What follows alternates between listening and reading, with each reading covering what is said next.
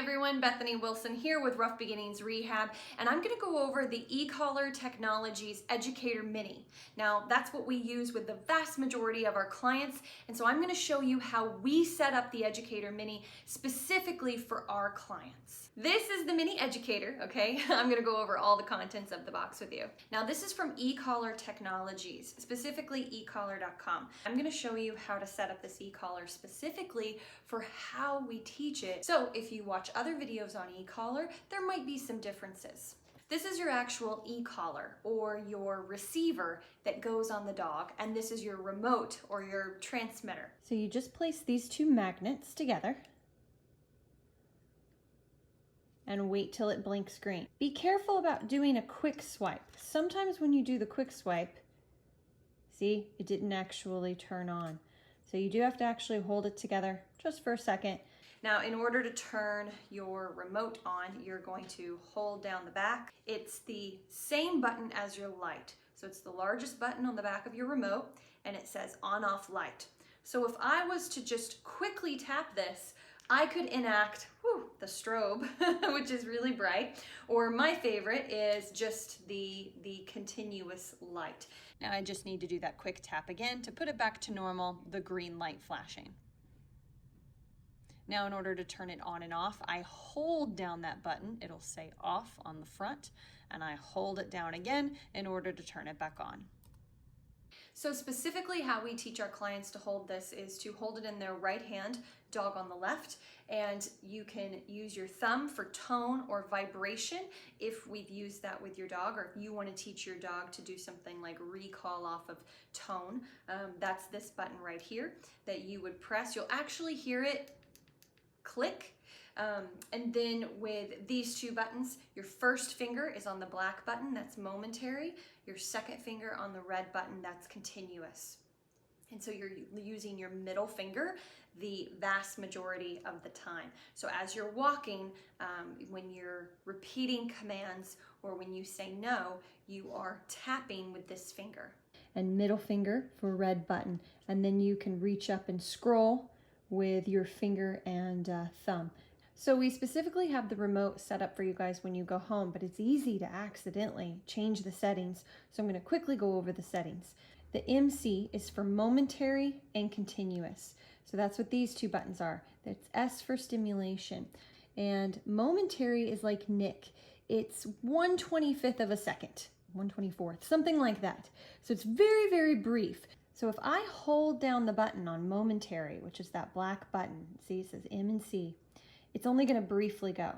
If I hold down continuous, it actually holds for up to 10 seconds. Now we don't do that, but if you briefly tap continuous, it has more oomph than Nick. We found that a lot of dogs will ignore Nick momentary, so it's important that our owners just for most of the dogs get in the habit of just tapping continuous. Now there is a boost function that you accidentally enable. If you tap the small button on the back here, you can see that that says M and C. So if I tap that, it's going to change to just an M or just a C, now back to MC. Boost is enacted this way where the black button becomes whatever is on the screen, like M, and then the red button, watch this, it's going to jump up 5 levels. See? It's going to jump up to 15. And you can set that boost to 30, 40, you know, as much as you want. The standard is 5. So that's why it's really important that when you look at your screen, it says M and C. That is our standard setting, okay? Now you saw that this had the S. This has T for tone, but it can also be vibrate. What actually comes standard in the box is vibrate. So that's for my thumb. If I tap that, so let's say I want to change that over to tone, or I accidentally put it on vibrate. What you can do is, first of all, your dial has to be set to 0. That's very important. Even though you're not using stimulation, that puts the remote in programming mode. So you got to put it down to 0. And you're tapping one button and then another. So you're going to tap the on off on the back and then the tone. So I'm going to push this down and then this.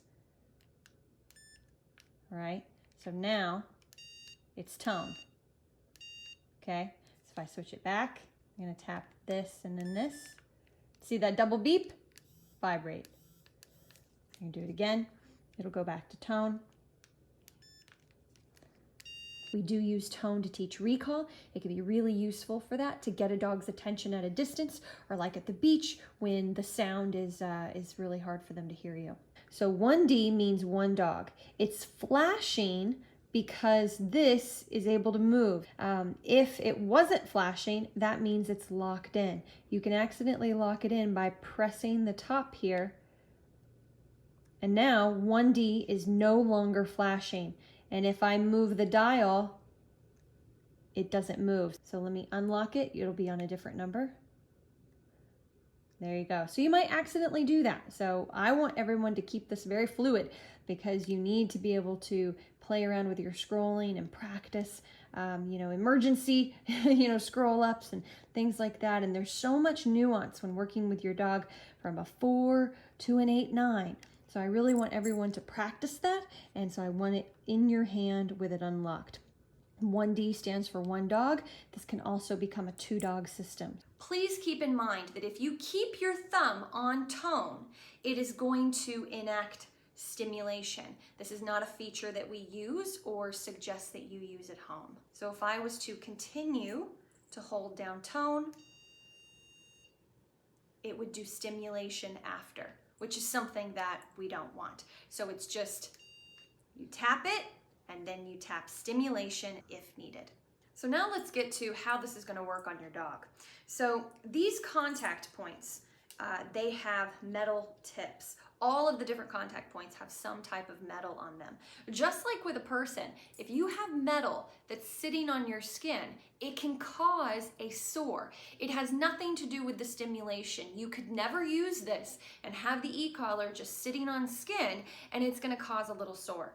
So what you might see is a little tiny red mark. Now that's not a problem. It's easy to catch them, and you just make sure you move the e-collar around until it goes away. But if your dog scratches at it, they can possibly spread dirt from their nails and cause a problem, or they can just cause really bad scabs. So that's why you really want to keep an eye on that and discourage your dog from scratching when they go home. That's why also we recommend halfway through the day, you rotate the e-collar about every 6 hours. Now, if you have a different type of contact point, specifically thick fur contact points, those are all metal. You're gonna wanna rotate them as often as possible, basically every 3 to 4 hours. Now, please keep in mind that when we're training your dogs, basically every time we interact with them, we're just moving skin around a little bit. So we very rarely see pressure sores because it's such a habit that when we work with them, we just kind of move it around a little bit, even if we're not switching it halfway throughout the day. So please keep that in mind. Try to create that habit and you won't have any issues most likely. Now the placement of the e-collar is going to be either on this side or this side. Placing it here is not the most comfortable for the dog. So we want to make sure that it's going to be more on the lower sides of the neck. Now all of our dogs will go home on a bungee strap.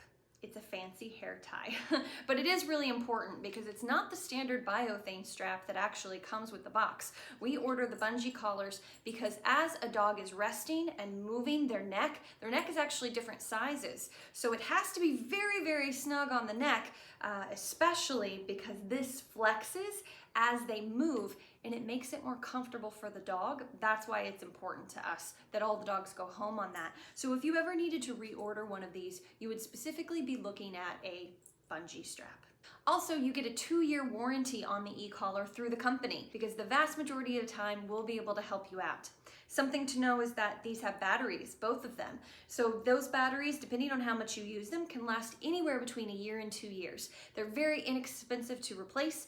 You can get them through the ecollar.com website, or you can contact us and we can help you with that. Both are going to need to be plugged in. It only takes about 3 hours to charge, but the easiest thing to do is just do it in the evening. Just make sure you tuck that back in. Also makes it waterproof, so it's important to make sure that's snug. This is to change out most of the contact points, so you just twist them off to loosen it. When you see this in your box, which you can also use something else for, it's meant to be able to pop this off. So if you had to change the battery, or if you wanted to do a fancy cover, that's how you would take that off right there. And then it just snaps back on.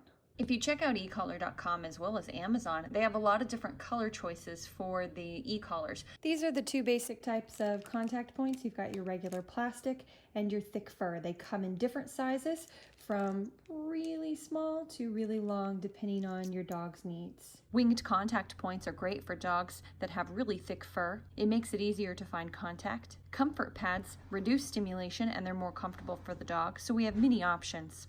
And finally, just showing you a couple of different color options. There's more of these that you can check out on the website. If you ever have any issues with your remote or your receiver, or you lose one of them, please let us know directly, and we can probably help you with that. If you guys ever have any questions, please don't hesitate to email us at Ruff Beginnings Rehab.